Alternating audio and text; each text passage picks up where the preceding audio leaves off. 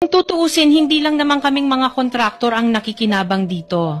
Marami din sa inyo, mga politiko, ang nagpapataba ng bulsa sa pangungurakot. Ang totoo, may hati-hati yan mula sa pinakamataas hanggang sa mga nasa gilid lang ng sistema. Huwag nyo kaming gawing panakipbutas kasi kung babalikan ang lahat ng transaksyon, makikita ninyong mas malaki pa ang napupunta sa inyo kaysa sa amin. Lahat tayo alam ang laro, pero pag nahuhuli, kami lang ang tinuturo at pinarurusahan. Kaya wag ninyong ipakita sa publiko na malinis kayo dahil sa bawat proyekto may kapalit na porsyento para sa inyong mga opisina.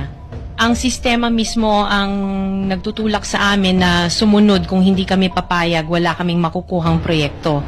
Pero sa likod niyan, kayo rin ang pinakaunang nagdidikta kung magkano ang dapat itabi para sa inyo. Kaya kung talagang seryoso kayong mag-imbestiga, wag lang kaming kontraktor ang sisihin.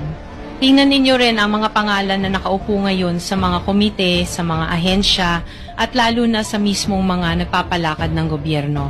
Dahil sa totoo lang, pare-pareho tayong nasa iisang lamesa, iba-iba lang ang laki ng parte na nakukuha. Kawawa po talaga ang mga mamamayang Pilipino kasi ninanakaw lang natin ang kaban ng bayan. Pera ng taong bayan pero tayo ang nakikinabang. Hindi ba tayo nahiya? Ang mga mahihirap mas lalong naghihirap.